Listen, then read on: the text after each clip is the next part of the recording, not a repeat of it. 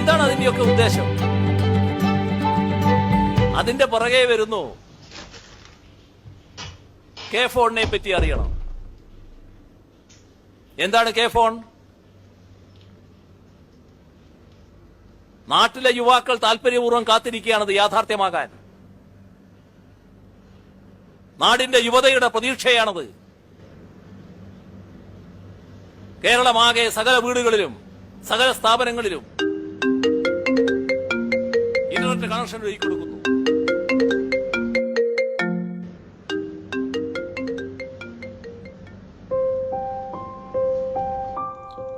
ആ അമ്മേ.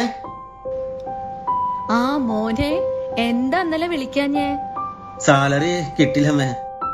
2 മാസായില്ലേ മോനെ ഇപ്പൊ ശമ്പളം കിട്ടിയിട്ട്? ഇന്നലെയും കിട്ടിയില്ല അല്ലേ?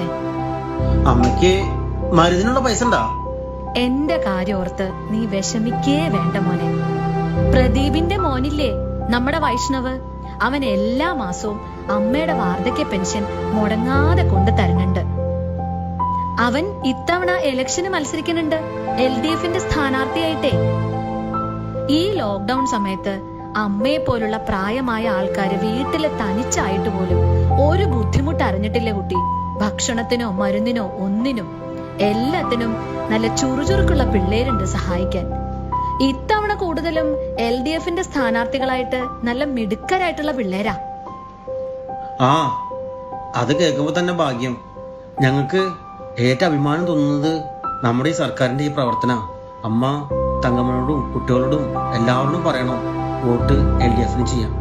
അത് പിന്നെ നീ പ്രത്യേകം പറയണോ? ജനങ്ങൾക്ക് ഈ സർക്കാർ ചെയ്യുന്ന എല്ലാ സേവനങ്ങൾക്കും ഓരോ വോട്ടും LDFന് തന്നെ ചെയ്യണം. പിന്നെ നിന്നോട് ഞാൻ പറഞ്ഞിട്ടില്ലേ, എത്രയോ മാസായിട്ട് റേഷൻ കടയിൽ നിന്ന് സൗജന്യമായിട്ട് കിട്ടുന്നുണ്ട് സാധനങ്ങളെന്ന്. ആളും അർത്ഥമായിട്ട് കൂടെ തന്നെ ഉണ്ടല്ലോ നമ്മുടെ LDF സർക്കാർ. ആ പിന്നെ മോനെ, നീ അറിഞ്ഞില്ലേ, നമ്മുടെ വിലാസിനി, അവൾക്ക് ലൈഫ് പദ്ധതിയില് വീട് വെച്ച് കിട്ടി. അവളെ പോലെ എത്ര പേർക്കാ ആ ലൈഫ് പദ്ധതി ഒരു അനുഗ്രഹമായെന്നറിയോ? അവരുടെയൊക്കെ ഒരു സന്തോഷം കാണണം. ഞങ്ങൾ ഇവിടെ ഇരുന്ന് ഇത് കേൾക്കുമ്പോഴാ ഞങ്ങൾക്ക് ഏറ്റവും സന്തോഷം. നമ്മുടെ സർക്കാരിന്റെ ഈ പ്രവർത്തനങ്ങൾ കാണുമ്പോൾ അമ്മ എല്ലാവരോടും പറയണം, LDF സർക്കാരിനെ വോട്ട് ചെയ്യാം. തന്നെയാണ് വ്യക്തമാക്കാനുള്ളത്. ഞങ്ങൾക്ക് ഈ നാട് ഏൽപ്പിച്ചു തന്ന ഉത്തരവാദിത്വമുണ്ട്. ആ ഉത്തരവാദിത്വം 2016 കേരളം എന്തായിരുന്നോ അവിടുന്ന് പുറകോട്ട് കൊണ്ടുപോവുക എന്നുള്ളതല്ല, അവിടുന്ന് മുന്നോട്ട് കൊണ്ടുപോവുക എന്താണ്. ആ ഉത്തരവാദിത്വമാണ് ഞങ്ങൾ നിറവേറ്റുന്നത്.